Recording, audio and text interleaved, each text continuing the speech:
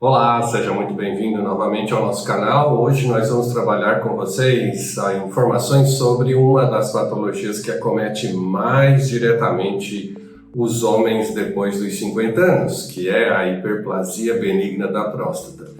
A hiperplasia benigna da próstata é uma patologia que acomete os homens que têm hiperpermeabilidade prostática, que é resultante de uma série de fatores externos e internos.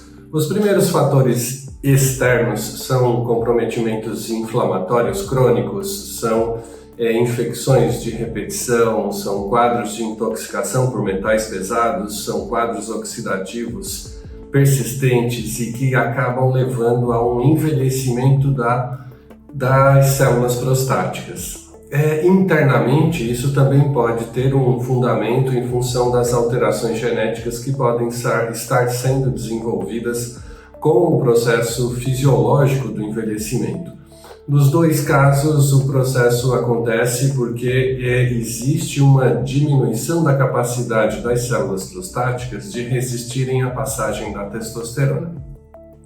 Nesse contexto da hiperplasia da próstata, o que de fato acontece é um aumento da captação de testosterona para dentro das células prostáticas e dentro essas moléculas de testosterona são convertidas em dihidrotestosterona. Dihidrotestosterona, que é um hormônio derivado da testosterona que promove uma alteração gênica na expressão de células, então aumenta a expressão das células prostáticas, estimula esse processo de divisão e de diferenciação celular das células prostáticas, o que faz com que a célula prostática, aumentando em tamanho e aumentando em número delas no tecido prostático, gere o que a gente chama de hiperplasia benigna da próstata. É benigna porque ela tem um avanço lento, gradual, mas quando ela está num quadro associado a um processo inflamatório, ela acaba comprimindo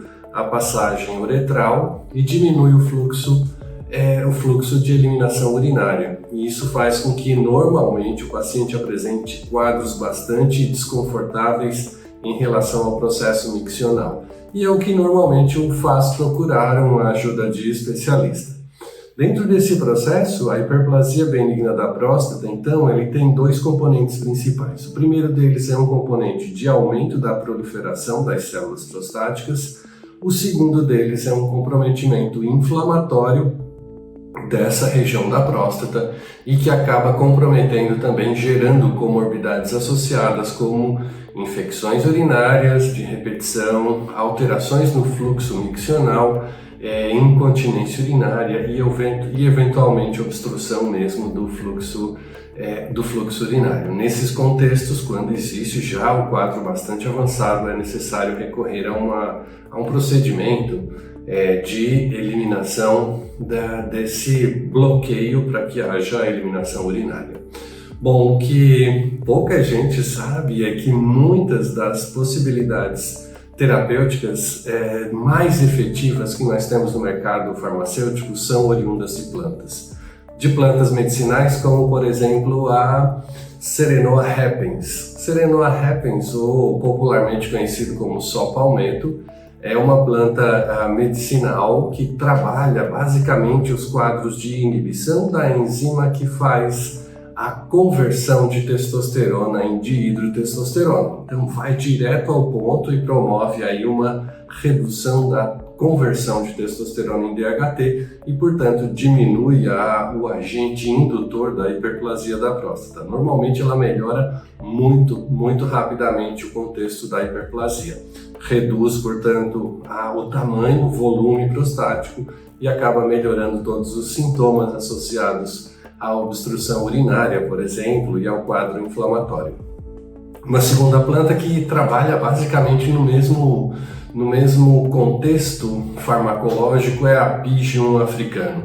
Pygeon africano é uma planta que contém na sua composição química elementos lipídicos e que fazem um efeito de inibição da enzima também, que faz a conversão da testosterona em DHT. Então são duas plantas co-irmãs, né, porque elas têm mecanismos farmacológicos similares e que promovem uma melhora clínica desse processo. A enzima que faz esse processo de conversão de testosterona em DHT é a 5-alfa-redutase. Essa enzima é que é o alvo farmacológico de atuação dos princípios ativos contidos nas duas plantas medicinais, tanto no só palmetto quanto no pigeon africano.